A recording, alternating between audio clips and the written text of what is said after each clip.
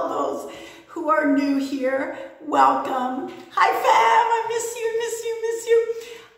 This is a channel about insight and injection of fucking energy that'll juggle your balls into a direction so you can move your life forward. That's my aim. And so today, I'd like to just talk briefly about, as brief as I can. You guys know I have a problem holding back. It's so interesting how the whole world, since it's been in lockdown with fear, that a lot of you during this time that's been very, very intense, it's when you've awoken, your whole insides got unlocked because you were still enough to have the inside of you raise and not be pushed down and not be sitted on and not be distracted. And so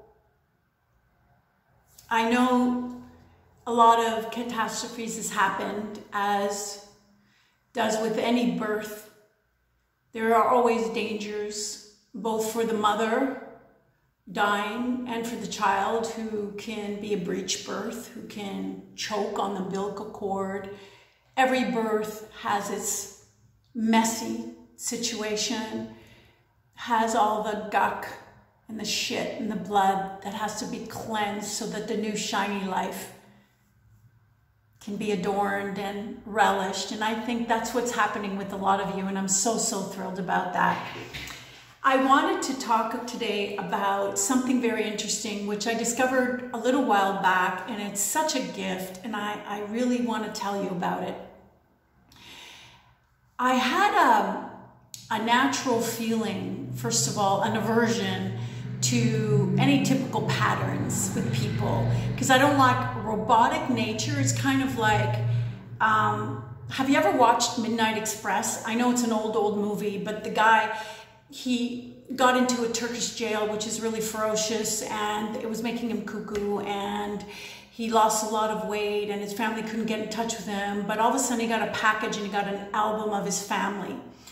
And he was just thinking how he's never going to get out. And all of a sudden he was looking at the very, very back, and he noticed that the back of the album was a little bit elevated and it was cushy. And he ripped it open. There was a ton of $100 bills there. So now he was like jacked up to get the fuck out of there. And sure enough, as soon as the big kahunga, whatever it's called, guy in charge called him over because he wanted to fuck him up the ass, this guy went in a very different direction, obviously. But before he went up to the head honcho, what he did was very interesting, is that they had this wheel that all the prisoners have to push. They were like robots. He went against the grain. He refused to go like sheep. And that's what all you do. That's what all my beloved family does. That's why you sparkle like a diamond. If I had the song Sparkle Like a Diamond, I would put that on here. You sparkle like a diamond. That's why you're untouchable.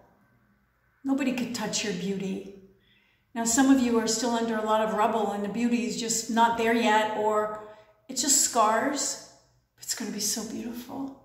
Now, so when this guy got out of this situation, first by upsetting the apple cart, upsetting the direction of the wheel of what he was programmed, then he got with the head guy, and the head guy turned him over on the desk, and he just got this surge, and he just put his head, and just like a bull, he charged into the guy's stomach, and he nailed the guy to the wall, which had a hook for a coat. And so the guy was instantly dead, and he took on his clothes and then a bike and just drove out of there. A lot of you are driving out of your hell right now. And it was what it was. You're not going to be able to relish the fertilizer of shit you've been in until something grows in you. And it's unlike anything else.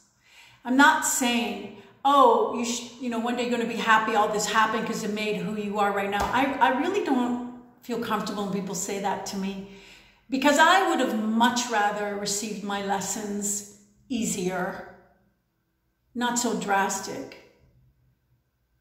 But we needed it drastic, and that was our life course, and so we did what we have to do.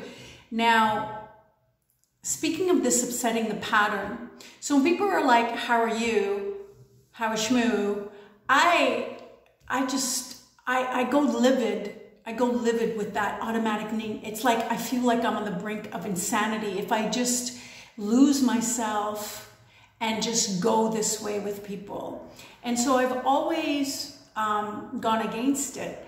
So when people would say, how are you? I'd say things like, I work on a need-to-know basis. Do you need to know? Because if you need to know, I'll tell you. Or, how are you? I'm purple, for those who are like, couldn't give a fuck. How are you? I'm getting to where I need to go. My answers are coming to me. I'm full throttle. How are you? I'm interesting as fuck. You're interesting. Oh yeah, I'm really, really interesting. I would just answer the truth, and I challenge you to do that this week. Now, if you're in the dumps, pretend I'm right next to you. Pretend you're on my shoulders. Someone says, how are you? I'm being pushed forward. How are you? I've got Nicole up my ass and I can't stop now. How are you? I'm being uplifted. How are you? I'm having the insight I need to get forward. How are you? I'm never putting up with shit again. Because Nicole's reminding me, because she's right up my ass and it's like, uncomfortable. So, I could never answer that word. Now, here's the way I did handle life and people and things like that. And people don't know. They're like, well, what do you say? I missed you. I want to say how you are. I said, look at me and tell me the first thing that comes to your mind. If you missed me, say, oh, I missed you. Speak your feelings. Speak moment to moment. People just don't know how to fucking do that. And so I would just, when I'm with someone or at a store or whatever, I'd see someone, immediately my eye would gravitate towards something that was appealing to me. This is what I thought was happening at the beginning. It's a very interesting story. Just hang on. So, and I'd say, I love your eyebrows if it was a girl and just like did some funky shit with her eyebrows, or that hairstyle brings out this and this of you, or I love your nose. I don't know, it's like a statement. I love your voice. Like, did you ever think of radio? And even when it wasn't like that, even when a man's right next to me, for instance, this happened, and I noticed he had a very colorful cupcake with like a lot of candies and all these like beautiful colors and hearts and flowers and clowns on this humongous cupcake. And I'm like, how to fight with your girl, huh? And he's like, yeah, I did. I'm like, feed her heart before you feed your heart on, huh? He goes, oh my God, that should be a t-shirt. That's so amazing. Actually, that is going to be a t-shirt. It's one of my t-shirt clothing line. And I'm also going to put out t-shirts for empaths only. And so I'm really excited. You've really all inspired me to do that. In any case, here's what I noticed. Whether I commented on a color or a person's eyes or the way they walked or their hair or their voice, immediately when I said that, it was like they had an issue with that. It was like they were begging someone to notice. Like, let's say it was a nose. They always had a thing about their nose. And I said, oh my God, your nose has such a regal bearing. It's like, I feel like I'm back in, I don't know, Greece or something. It's beautiful. It's like old day mythology, whatever. Not quite Medusa, but whatever. And you'll notice that when you say something that pulls your attention, that you're giving a compliment to, And besides, people are starved for acknowledgement. I want to say starved for a compliment, and that's it, true, but they're starved for a part of them to be seen. And the part that I found out that I was most pulled to was the part that that person had the most focused energy. Like if it was an eyebrow, well, that girl was studying to be some eyebrow business, entrepreneur. She took pride in doing her eyebrows, and I noticed. If it was a guy's voice, he took pride in his voice, and he wanted to do, he wanted to be a podcast person or a broadcasting person or a singer or something like that. If it was a posture, it was a dancer, or it was just someone that always took pride in how he walked because his father taught him the importance of it. So what I'm saying is, if you take a second to look at someone, whoever's next to you, because they're set up to be next to you, and I'll tell you why in a second, and you're pulled to something, don't hunt, just whatever you're pulled to, say it. You will see, first of all, that person's energy will go up here, and then your energy will go back there as well. You just acknowledge something that is important to them, but you didn't know was important to them. And that actually happens to be the key. Your inspiration of what you're pulled to, which is their focused energy, is a secret key that unlocks once you continue to have a conversation with this person about their hair or their this and that, and then just casually talk a little bit. You will see in about 90% of the time, they will just casually say or casually be or casually know of someone or something or job, or give you an idea of something that you've been searching for. All the time. Because with that cupcake guy, I was starting a t-shirt line back then. I didn't know how raw to be or how not raw to be. It's pretty raw because guys, you know how I like to roll. I like to roll real deep and really raw. I don't like to have anything in between me and my rawness. So it is the most amazing tool. And I just noticed after a while that whatever I was pulled to was very, very important to that person. It's where they focused the most energy that was important to them.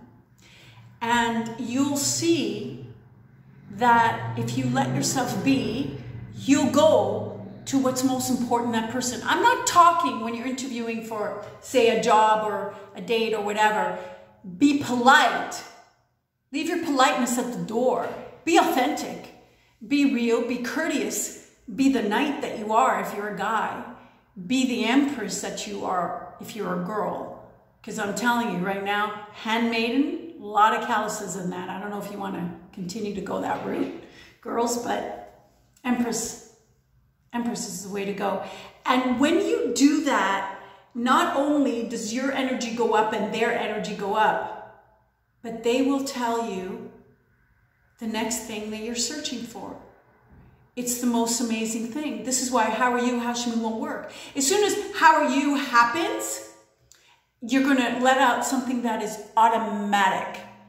And when you let out something automatic and you beat the person to the punch, or maybe you see a person coming towards you, know them, you're like, hey, what's up? Hey, how are you? What's down? What's sideways? Whatever. You just cut off your receptors from intuitively sucking in where they are and what energy they're bringing to you. Maybe they need help and they're camouflaging it. Maybe something's not right and you need to access it like quickly.